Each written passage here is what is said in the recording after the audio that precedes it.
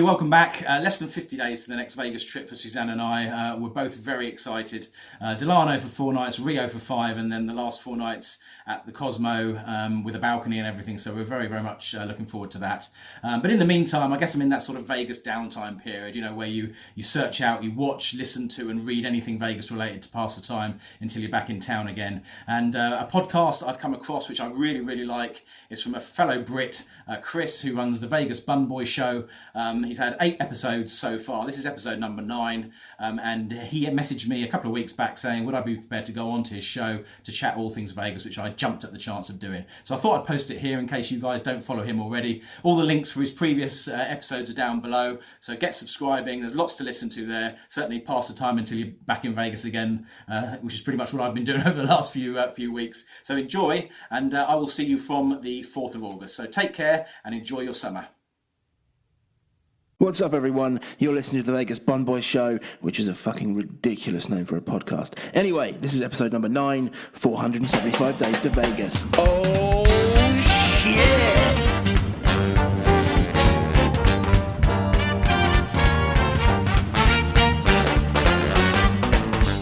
Alright, how's it going, ladies and gentlemen? Welcome back, or indeed, just welcome if this is your first time.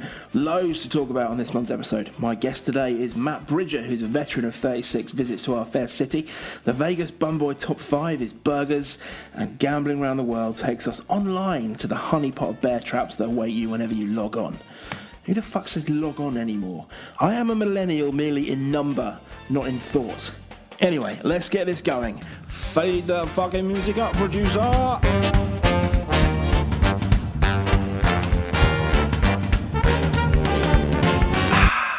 Before we get into the usual shtick of the show, I've got a couple of things I'd like to update you on. I was happy to be a guest on The Better Life with Tim Lawson a few weeks ago, where we chatted for ages about the wonderful differences between gambling in North America and gambling in Europe.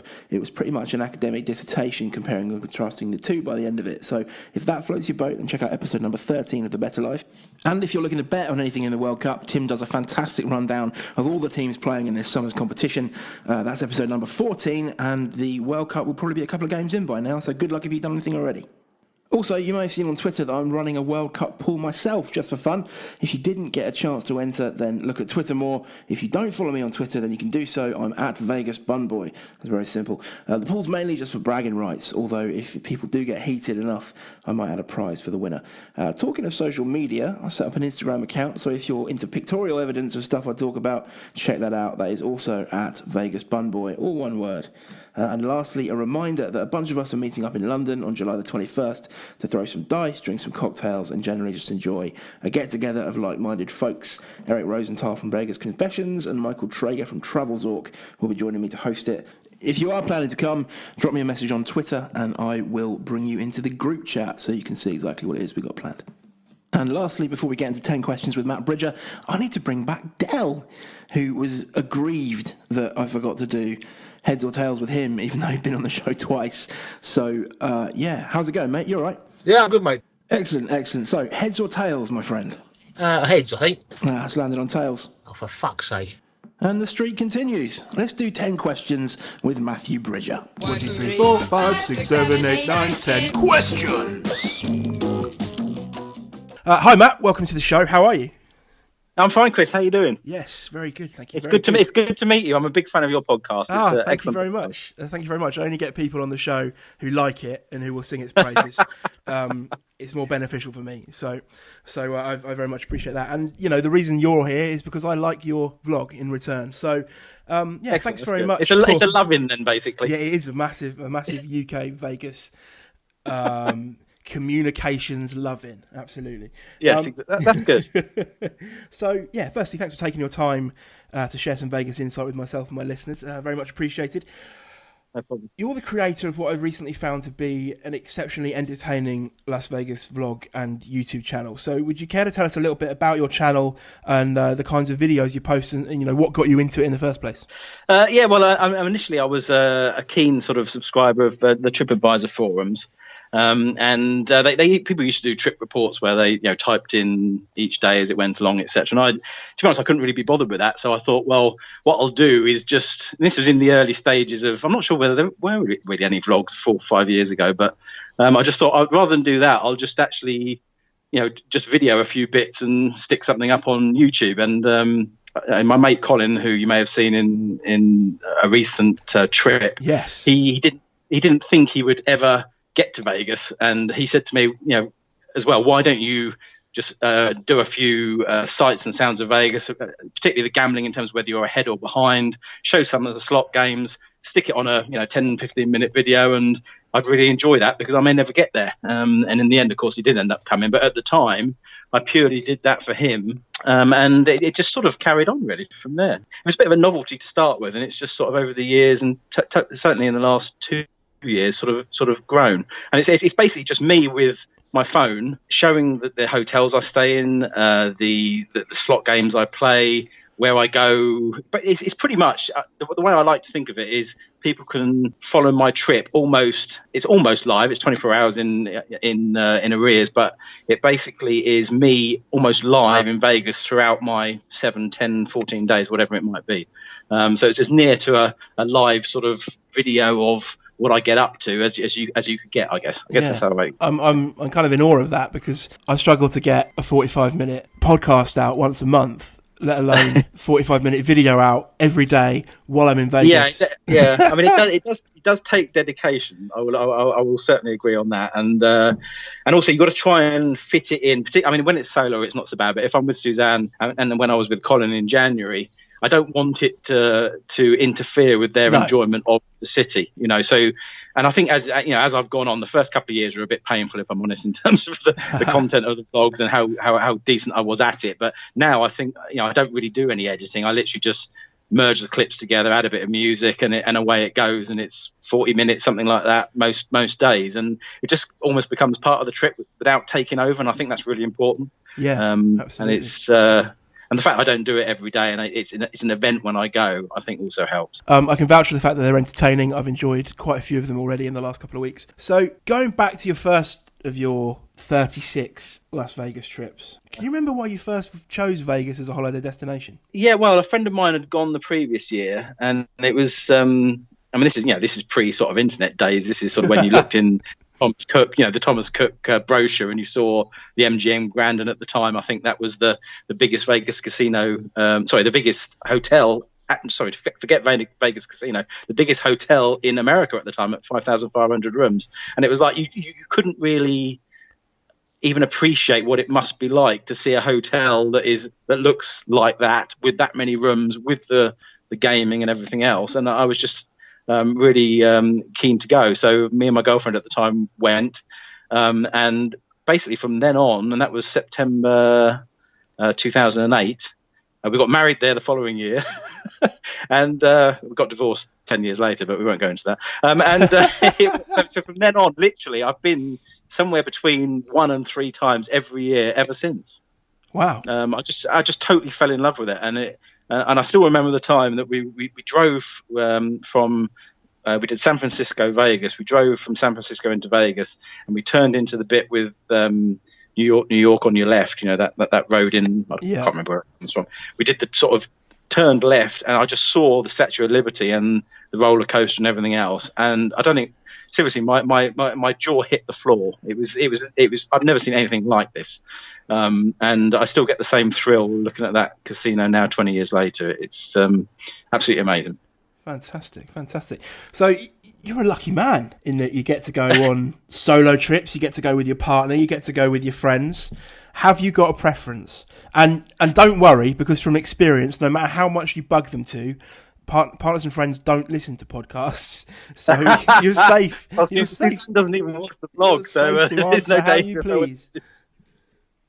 They're slightly different in as much as I was a bit worried going with Colin. I mean, I've known Colin sort of 25, 30 years, so we're long-standing mates, and when he came, I thought, I've never spent 24 hours in his company ever since I've known him, and I was a little bit worried because you literally are in each other's pockets. Yeah, that's enough to kill a relationship, isn't it? Oh, totally. And I know him massively in terms of a mate, but do I know him as a travelling partner? I think the last time we've been away together was the early 90s in New York for 5 days, but we got on great. In terms of the differences, really, the trip with Colin and me was very similar to a solo trip. So it was basically about getting up. We may go to the gym in the morning or whatever, but other than that, it was basically gambling, drinking, eating not huge amounts, and that was it for basically 10 days. And that's pretty much, when I'm solo, one thing I've got an aversion to, and I don't mind going on holiday on my own, but I really have an aversion to sitting in a restaurant on my own, bizarrely. Yes. So anything I do really is sort of fast food or actually not even room service, really just fast food, and everything is about the gambling, the drinking, the Vegas bits, the casino, just taking in the whole atmosphere of the city. I mean, in terms of Suzanne, she only comes in the summer. She would never come in the winter. She loves the pool. She loves she will sit in, lie in 110 degree temperatures for 8 hours, bizarrely, and she totally loves it as a holiday, a summer holiday destination where she doesn't have to lift a finger, really. So the August trips are slightly different because they revolve more around the pools than necessarily the gambling aspects. But so yeah, there are differences, and she loves the evening entertainment. We'd go out for more meals then, take in more shows then. So I guess the solo stroke mate trips are more about the gambling, whereas the couple trips are more about the whole. It's basically like going on a summer holiday that just happens to be there. Yeah, sure. So I'm assuming that you prefer the solo and mate trips then, given they're all about the gambling. Actually, I'll be honest with you. No, genuinely, I wouldn't say that. I think our trip we had in August last year was probably one of the best holidays I've ever had. We just had an absolute ball. It was fantastic, and I can't put my finger on exactly why it was better or worse than any other one, but it was just a fantastic 14 night. Yeah, so no, I wouldn't even say that. They're just different. It's just slightly different. And sometimes it's nice, just lie by a pool and everything else, and go to see more shows and eat out more and eat some food and eat healthily. It's I don't know. I wouldn't say one's better than the other particularly. Okay, very diplomatic. We've been talking about how you like to hire a car and take day trips away from the strip, which is something that I've never done and something that we've never talked about on this show. So perhaps you'd like to get into that a little bit. Yeah, well, I mean, firstly, I would never do that on a couple's trip. Suzanne's not interested in that at all. She wants to go there and really, wants the mega resorts with the pools and the food and everything else. So that never happens when it's the two of us. But certainly when I'm solo, but I think probably because it's more wall-to-wall gambling, I do quite like getting out and about in a car. So I've done a lot of trips, and I think I tend to go solo in the winter, and to sort of get away from the strip and go to Mount Charleston is really, really fun, particularly if there's snow there and you can, you're 40, I think it's about 42 miles from the strip pretty much. So you just hire a car, you drive up there, you got the lodge up there, which actually I heard the other week that they're actually turning into a casino. I think one of the, I'm not sure whether it's MGM or whoever, but one of them has bought it to turn it into a casino. But you literally have snow falling as you're there, and it's, you can have some, you've got a roaring fire, and it's just totally different, and you can have a wander around in the snow, and it's just a great deviation from the smoky casinos, I guess, for a bit. And so if you're going January, February, March time, I would certainly say Mount Charleston is an absolute must do. Red Rock is very close. Obviously, there's a casino at Red Rock, as you probably know.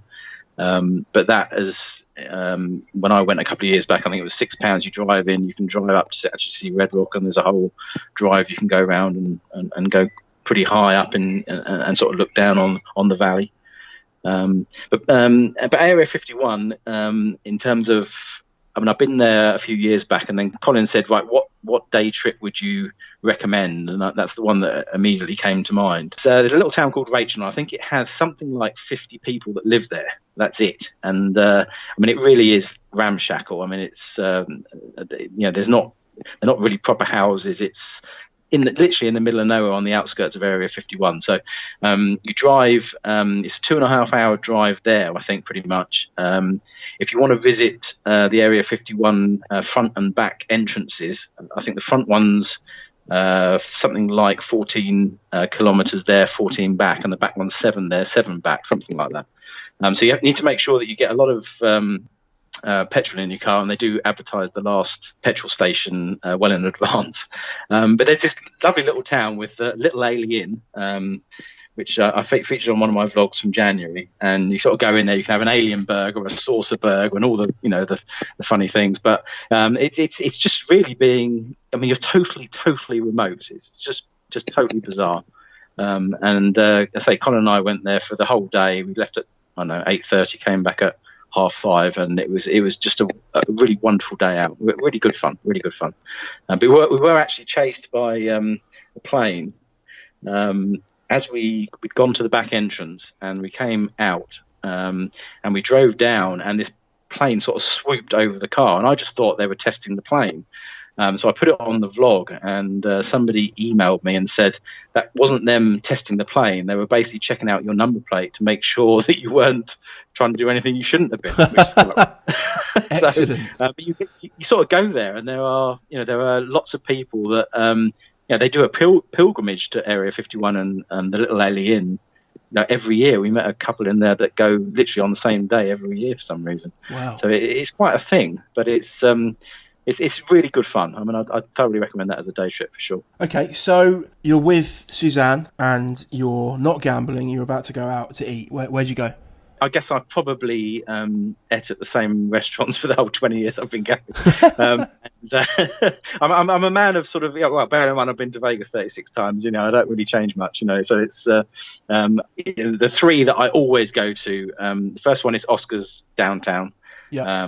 Have you been downtown? I'm not sure whether you have or yeah, not. no, plenty of times. I've not spent much time in the plaza. I've only eaten at the Hash House there and wandered through it briefly. So although I'm aware of where Oscar's is, I've never eaten there. A lot of friends have, but not me. So yes, let's talk about that. I mean, for me, it's the best steak restaurant in Vegas, personally. Okay. But I know people say there are others, like the one at the top of Binion's and various others. But to me, Suzanne will say it's the best. If you want decent steak, it's the best place to go. She loves it there. So I mean, we go there every time we go downtown. And as you may know, I split my trips between the Strip and there. So that would be the first one. Second one, I guess. I mean, I know everyone's probably been there, but the top of the world at Stratosphere. I haven't. Have you not? Seriously, I've been up to the top, but I've not eaten at the top of the world. Oh no! I think it's great food. I think it goes around once every 45 minutes from memory. Oh yeah. But the whole and there is a bar above it. If you just wanted to go for a drink, you can go for a drink at the bar above it.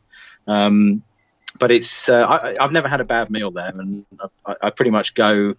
Actually, we didn't do it last August, but we have done the previous trips, Suzanne and I. So I think the food is always decent, and the views are totally spectacular. So.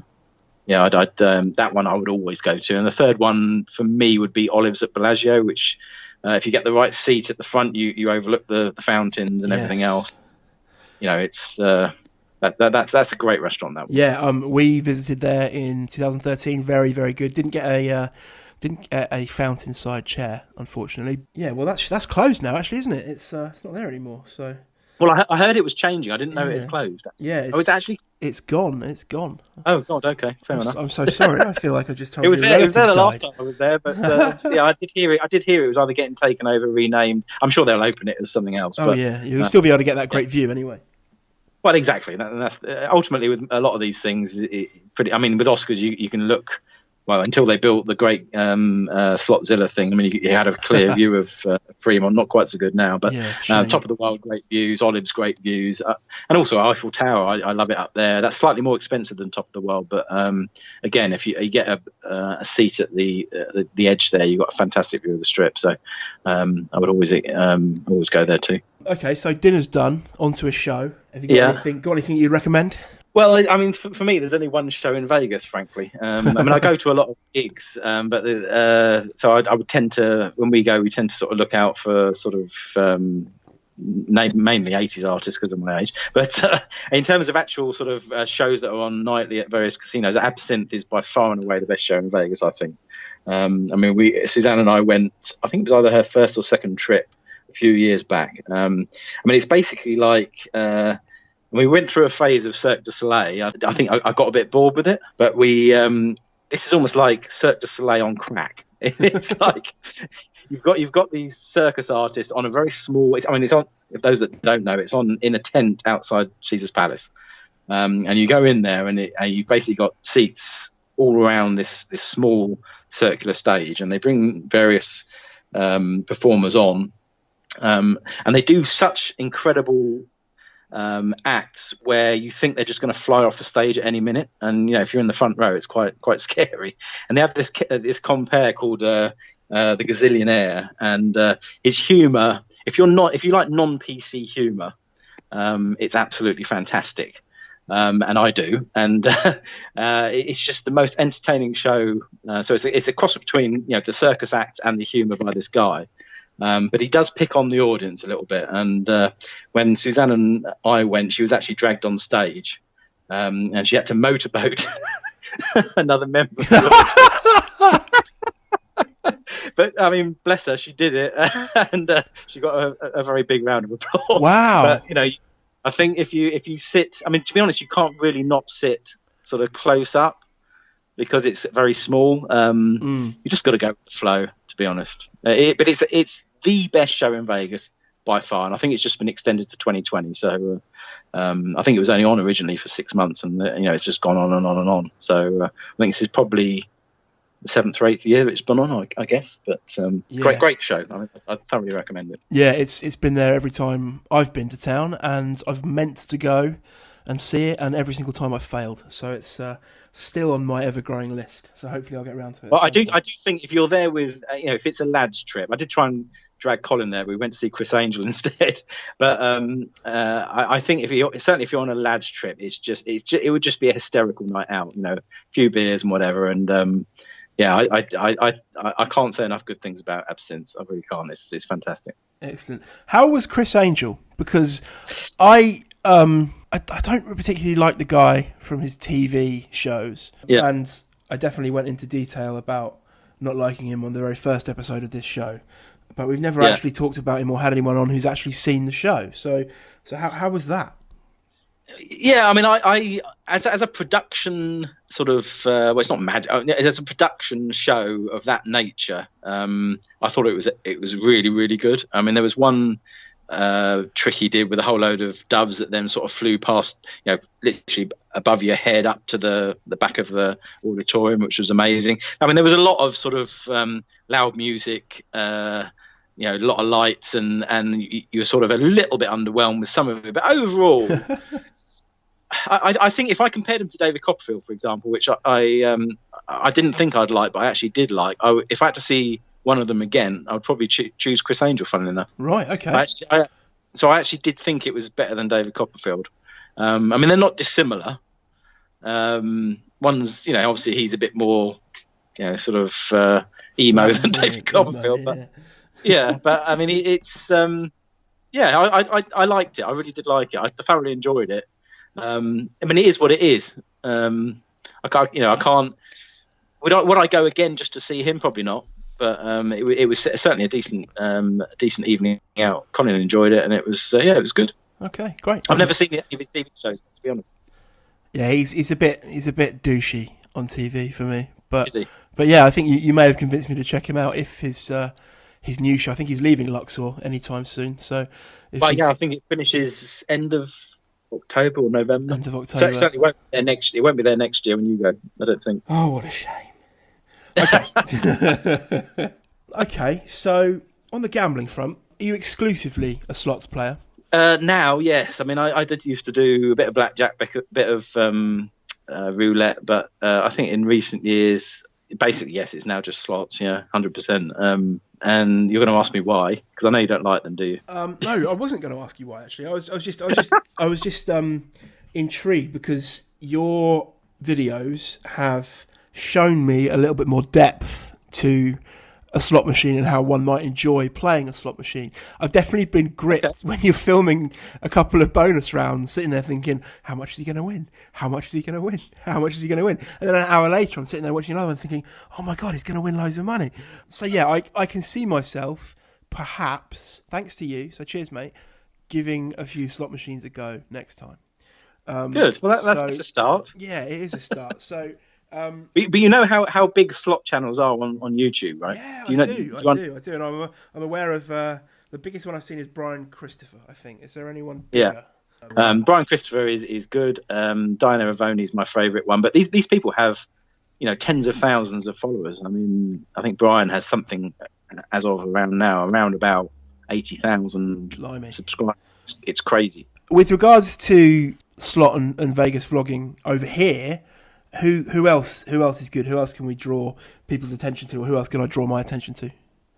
Okay, in terms of UK, I would say Nicky Firmage is very good. He doesn't just go to Vegas. He's done a great Iceland trip recently. I think you know him on Twitter. I do. Team Claire vlogs. But I'm not going to watch that Iceland video though. It's exclusive Vegas podcast, so we'll cut that out. That's true. Yes. Okay. Yeah. He does a Vegas podcast, and he's there again in September. So as I from the August one, he'll take the baton and go with it for September. Team Claire vlogs as well are very good. I met Kim on my final one from the January trip. So she goes 2 or 3 times a year again as well. Those are the only 2 really that have done sort of regular vlogs. But yeah, there's a big actually, I'm sure there's a big Vegas sort of fan club in the UK, isn't there? There is. With the Facebook group you had on last time, Yes. So yeah, it's absolutely incredible how they got it up to 5,000 people already. Amazing. Yeah, less than a year. It goes to show how many people are obsessed with it, which is easy, I suppose, given where we're coming from. I tell you what, the weird thing with that is when I first started going in the sort of late 90s, it was considered a sort of glamour destination. It was like you would only go there once, probably twice in your life. It was like, right, I'm going to Vegas and this is it, and blah blah blah. And now it's amazing how the world's got smaller, isn't it? I mean, yes. Everybody goes, and everyone goes multiple times now. So it is incredible how it's changed in the 20 years since I've been going, for sure. So one thing you mentioned before we started actually recording today is the fact that you are a big fan of Downtown. You started listening to Vegas Confessions, my friends over there, because they had an interview with Jonathan Jostle. So yeah, I thoroughly enjoyed that interview. Actually, good job, guys. Yeah, nice. So let's talk Downtown. Everything we talked about so far has been strip oriented. So what's your favourite thing down there? What do you love about it so much? Well, I think it's been a gradual thing over the years. Well, I used to stay at the Stardust, and the Stardust was always my favourite sort of strip hotel for old school sort of Vegas vibe. When that closed in 2006, I was sort of looking for something to replace it, I guess. And I think before that, I mean, like most people, they sort of go downtown, look at the Fremont Street experience for one night, have a bit of a gamble and leave. But I decided to stay at the Golden Nugget literally the following trip after the Stardust had closed. And I just gradually sort of the more and more I've been going back since then, I've been staying longer and longer. And now I pretty much split my trip half and half between the Strip and downtown. And obviously I've now stayed at a number of the properties down there, pretty much most of them. And I guess I think after you've been on the Strip for a few days, to get somewhere I like casino hopping. So obviously, number one, it's great for casino hopping, right? If you're not feeling good in one place, it's fantastic to sort of move around and try your hand somewhere else. Yeah. And I just think, as a English guy, I think it sort of reminds me of like Soho when it was good, with casinos. Do you know what I mean? Yes. Yeah. Although I'm not sure I was around when Soho was good, or at least old enough to appreciate it. Yeah, that was the 80s. But I mean, when it was good and a bit, sometimes the seediness and everything and the sort of down to earthness of it is a positive thing. And I think it's got a real character to it. And I mean, thankfully, it hasn't changed really in the 20 years I've been going. So I just feel really at home there, probably more so than the Strip. That's not to say I wouldn't always stay on the Strip for a portion of the trip, but I think over the years I've probably been luckier down there in terms of slot play. Always comes back to finances, doesn't it? Well, it does really, yes. I mean, I think ultimately, I think that their percentage points are 1 or 2% below the Strip, and I think if you want to get even better percentage payback, you need to go down to Boulder Strip, sort of Samstown, etc. And I think that's even better. But certainly, it is marginally better than the Strip, and I think over a period of time, I've certainly noticed it, and I think it's been, better. I've been quite regularly. It's not just good luck down there versus bad luck on the Strip. I think overall you get more bang for your buck down there. It's as simple as that. Yeah. And I guess even if you're not getting free drinks, you can wander around and get $2 buds. You can get nice, sort of decent fast food down there. Pizza Rock's great. My favourite place probably downtown is the Downtown Grand, who anyone who watches my vlog will know. And I just feel whenever you go in there, you're sort of appreciated, certainly by the cocktail waitresses, etc., because it's not the busiest place in the world. And I think they've got to work a bit more for their tips rather than just do a tour, if you see what I mean. Yeah, sure. And I just find down there I guess it's probably, I'm too young to really know what classic Vegas was like, but you almost feel that, if I go into the Downtown Grand 2 days on the trot, the chances are either the barman or the waitress will say hello and, I remember you from yesterday, for example. I'll always stay on the Strip, as I said, but I think one of these days I will do a downtown only vlog and stay there probably for a week and just stay downtown. I think the comps are good. The Boyd properties down there, I always find they give me offers of 3 free nights every month, so I could go there for 3 nights a month. And up until recently, they didn't have a resort fee. Sadly, they've now introduced one. But I just love it. And it's what are your thoughts on it? You stayed there? I've only stayed Strip. I would stay downtown. I don't think my wife's that interested in it. She's only seen downtown briefly. And when we turned up, we were confronted by a very high prostitute offering herself to absolutely everybody in the middle of Fremont Street, and I don't know, I think it left quite a sour taste in her mouth and mine as well. I've been back a couple of times since that experience, and I've gone and experienced downtown a hell of a lot more in depth based on the stuff I've learned from other podcasts and websites and things, and I feel very positive about the place. I love it down there. The D at the Long Bar, I had probably the best night in Vegas, down there with friends, just drinking, jumping onto a table, throwing some money down, winning $50, jumping off again, having a few more drinks, getting onto another table. And the luck was good that night, so that helped, of course, as well. But yeah, I love it down there. I would definitely stay down there. I wouldn't really. And where would you choose? The D, would you? Or I've heard the rooms aren't particularly great at the D. I say just one of them. I've not stayed at. I stayed at the Golden Gate, which is obviously owned by the same people, but I've not actually stayed at the D. But they've certainly done. I mean, it's so much nicer than when it was Fitzgerald's. But and the thing that draws me there, being a slot player, is the old style slots they've got on the top floor. So which is a fun thing to go and do. And you've got the Sigma Derby horse racing thing that is always heaving busy in the middle of that top floor. But actually, it's interesting you say about other halves not liking Vegas. So many people have said to me over the years exactly that. I quite like it, but my girlfriend would never go, and she certainly would never stay there.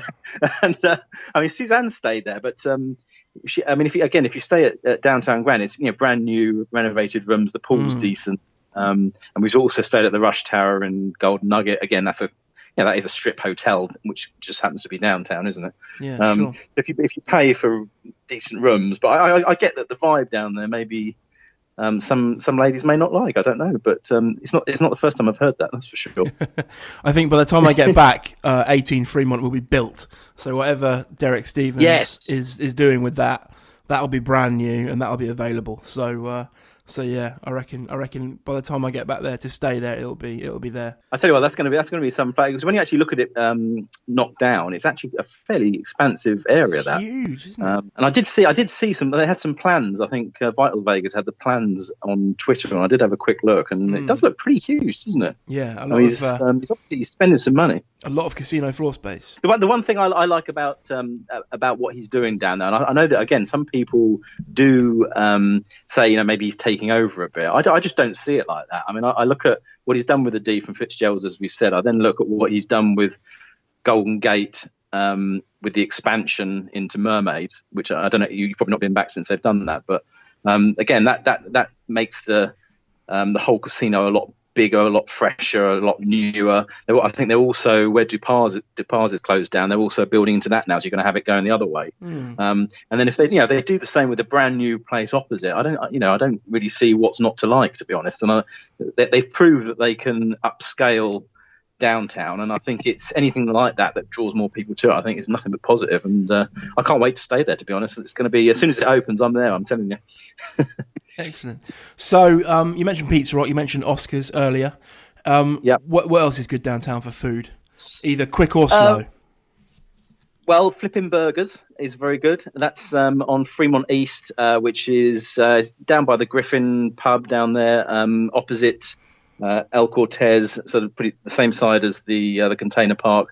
So that is if you want a really nice, quick, sticky burger, that is the place to go down there for sure. They do fantastic chicken burgers as well. They've got the hot dog place, which is the Coney Island hot dog place, which is by. Yep. I mean, what's not to like there? They always do great burgers, and I know it's a chain and everything, but it's still great. I think that there's just more sort of. When I first started going down there, I think one of the problems was there wasn't that much fast food. Even it was very limited period for any sort of food. And I think now, you go into every location and there's something decent to choose. So I think you got a plethora of options. And so there's ones I just mentioned. That's pretty much where we go. Obviously, the Container Park as well has some great restaurants down there. So all in all, I think it's almost been reborn. I think in the last sort of 10 years. And I know they're renovating the actual light show as well, aren't they? I think they're spending more money on that to try. So to me, it's all good. It's all positive, and I mean, there's room for the strip and there's room for downtown, and so for me, whenever I get a bit sick of the glitz of the strip, I go downtown, and then vice versa, really. And what's not to like? Perfect. If you've heard any of my previous interviews, bar the ones with Dell, we like to play a little game of heads or tails at the end. I've managed to wipe the floor with all my listeners so far, which is strange given it's a 50-50 chance, but heads or tails, Matthew? Well, I always go heads. Okay, well, let's flip the coin. It's tails. Yeah, okay. I lost one bet then. Never mind. Yeah, that's a shame. That's a shame. But my winning streak continues. Do it, so, You didn't see me do it? What do you mean you didn't see me? I flipped it. It landed. It landed in my favour, not yours. I don't know what people's problem is with this, because every time I do it and I win, all I get is shit about the fact that no one's seen the result.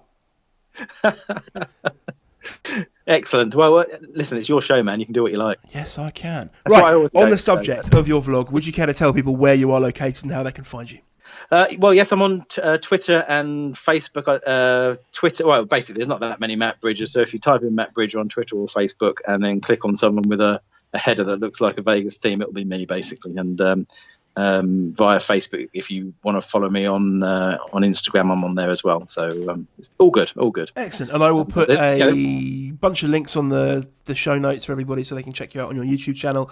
And I will recommend starting at the most recent trip and working your way backwards. As you said yourself, you got better. So yes, definitely. Yes, I would certainly work your way back rather than the other way around. Otherwise, you'll never watch any of them. Yeah, I think but they're still there if you want to see the pain and the learning of what you're doing. It's the same for all of us. I'm sure you understand, right? Yes. In my short tenure, I am far happier with what's going on now than what went on at the beginning. Never mind. Anyway, all yours have been great. Yeah, I mean, all of them have been great. Oh, thanks very much, mate. Cool. Well, look, I appreciate your time. Thank you very much. Fantastic. I should probably draw this to a close, and I will speak to you soon, my friend. Thanks a lot. Cheers, mate. Thanks a lot. Cheers, Chris. 1, 2, 3, 4, 5, 6, 7, 8, 9, 10 questions. I really cannot stress enough how good Matt's vlogs are. So if you want to check it out, if you're interested in watching some charming English gentleman wandering around Vegas, filming the hotels that he stays in, the restaurants that he visits, the pools that he visits, the strip walks that he does, the immense amount of slot pools that he does on his own and with friends, go check it out. It's fantastic viewing. Moving on, it's top 5 time. This week, it's burgers. 5, 4, 3, 2, 1.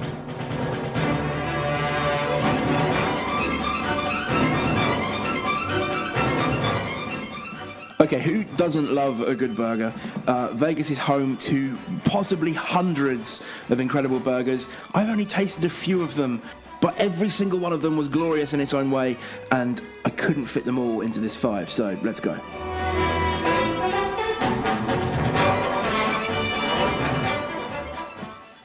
In at number 5 is the bacon cheeseburger at Margaritaville, which can be found at Flamingo. All right, stop shouting at your phone or your computer or your car stereo or your boat stereo. Boat Tweet me if you listen to this on a boat. I'll be very interested to hear from you. It was a good burger. The view is good. We could see the Bellagio fountain from the table. Service was good. Food and drinks were relatively cheap. And it really hit the spot after our helicopter trip to Grand Canyon, where the food that had been provided on the trip was, a little bit here and there. So once you get back and you want a big, juicy burger to satisfy your hunger, it really hit the spot. And I also super enjoyed how fucking tacky the place is. I'll be sad to see it go. It's on the way out, apparently. If you find yourself mid-strip and you want a burger, go somewhere else. But if you absolutely have to eat at Margaritaville, then the bacon cheeseburger's an alright choice. Number 4, and keeping with the bacon cheeseburger theme, as I fucking love a bacon cheeseburger, we have Hex at Paris. Hex isn't a burger joint, it's just a bloody good restaurant, and I'm sure you'd have a fantastic meal, whatever you ordered. This bacon cheeseburger also had lettuce, Thousand Island dressing, fried onion strings, and in a wonderful play on the typical sweet brioche bun, Hex have made their buns with white chocolate, which works excellently against the salty bacon and the peppery beef patty. It makes sense as Hex also run a chocolatier and confectioners right next door, so check it out. But be warned, this place has the dreaded CVS cost, so if you don't want to pay for a view, go somewhere else. On to number 3, which is fittingly the triple decker at Wahlburgers, which has a location at the Grand Bazaar shops at Bally's.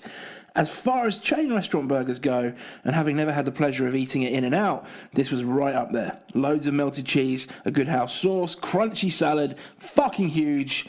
I would eat again. Crashing straight into number 2 is the Old Homestead Steakhouse in Caesar's Palace. Simple but outrageously effective. It's a cheeseburger, it's just made exceptionally well. And the kicker is a foie gras butter that's put on the buns before they toast them that adds this fatty, delicious, beautiful, mind-numbing gorgeousness to the thing. It's an absolute fucking treat. Okay, so that's 5-2. Let's get into number 1. Drum roll, please. My fellow Brit, Gordon Ramsay, makes a fucking incredible burger, and you can find numerous burgers of his own design at his cunningly named restaurant, Gordon Ramsay Burger, just inside the North Strip entrance to Planet Hollywood Hotel and Casino. Every time I've walked past this place, which is a lot, there's been a massive queue to get in, and rightly so. Getting specific, I had the blue cheeseburger. It was mouth-wateringly perfect. Just the right amount of salty blue cheese to offset the wood-fired grilled burger to perfection. A soft but toasted butt. I've written here a soft but toasted butt. Didn't have that. A soft but toasted bun that is strong enough to keep everything together. Finished it off with aplomb, and I'll be going back for one of those bad boys on my return. They also make phenomenal truffle fries, and the milkshakes are good, if a little too much for me to have with a meal. I'm the kind of guy who needs to quench thirst when dining with a beer or a Coke, and so, dessert in a glass, no matter how delicious, just doesn't help me. I'd genuinely be sad if this restaurant ever shut down. So that's my top 5, but just in case nothing on my list tickles your fancy, I reached out to everybody on Twitter to see what they thought and what they could recommend. So, Matt Miller said you need to check out Holstein's at Cosmopolitan. John Colson, photographer extraordinaire, also enjoyed Hex, said the burger was, no exaggeration, orgasmic. Duncan Price, who you may remember from the last show, enjoyed Strip Burger, also said the House of Blues does a decent burger. Alex and Lisa recommend Shake Shack and Johnny Rockets. Michael James said that he really liked Burger Bar at the Mandalay Place, and the Hell's Kitchen burger at Gordon Ramsay Burger was fantastic.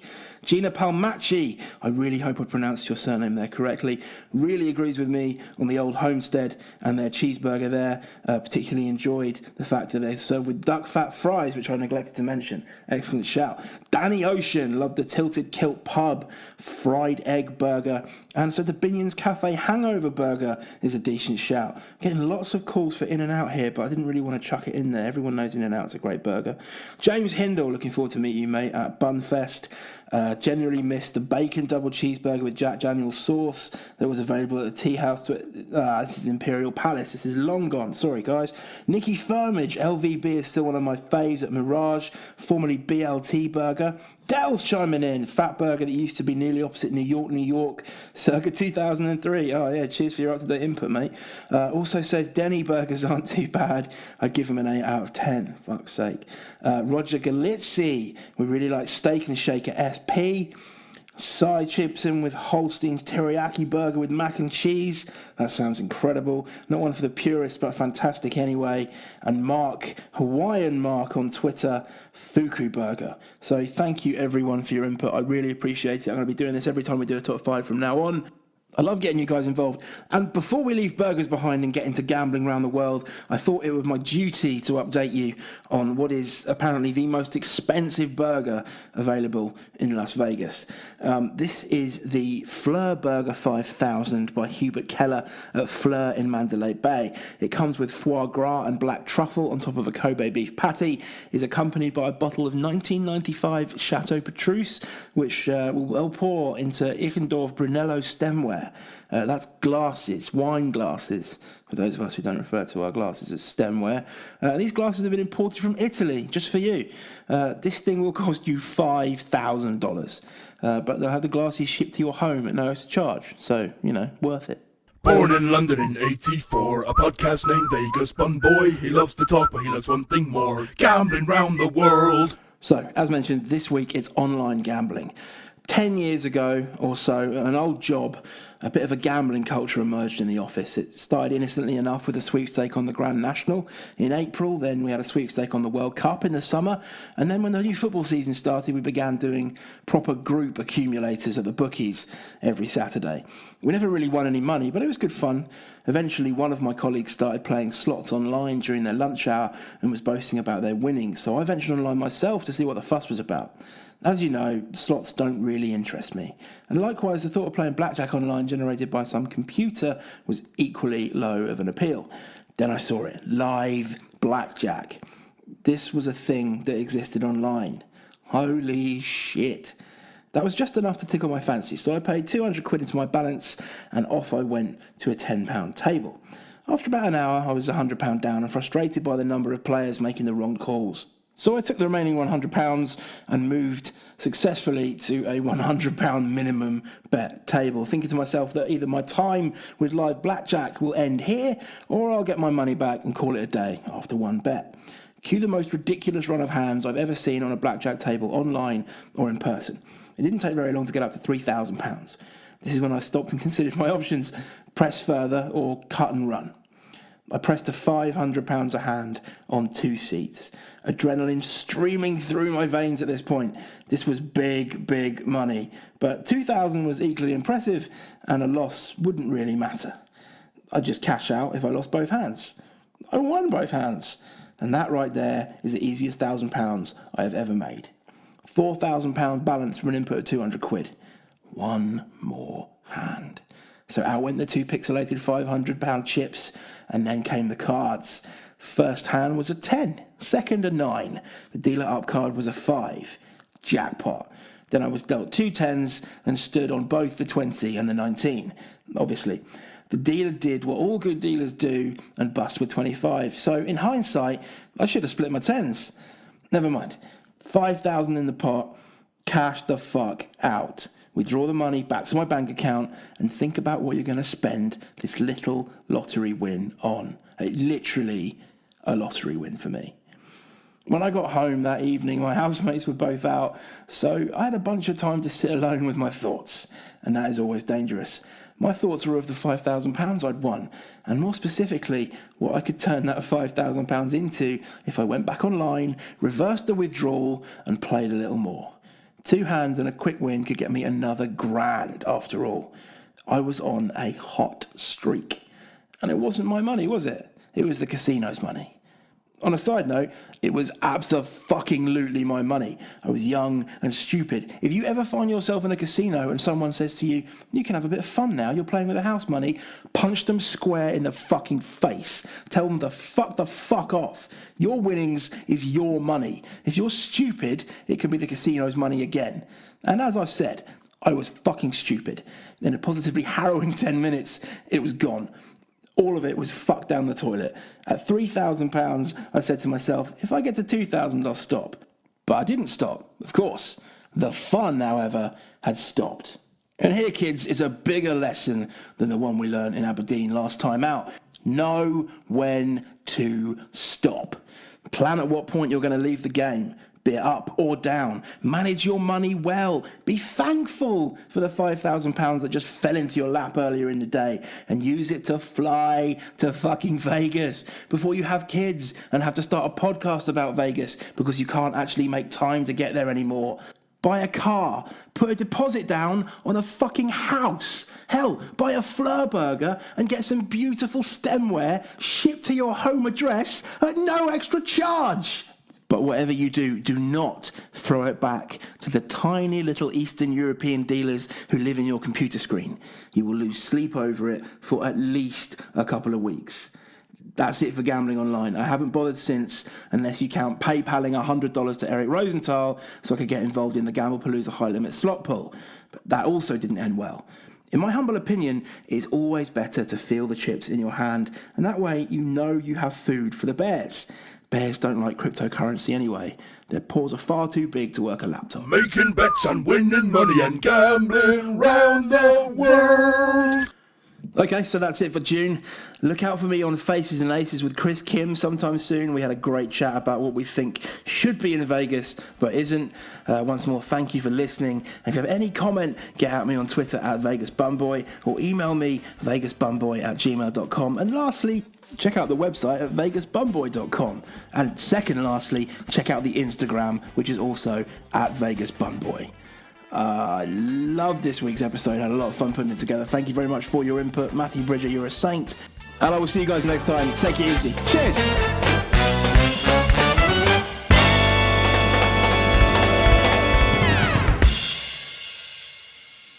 This has been a Feed the Bears production. Rawr.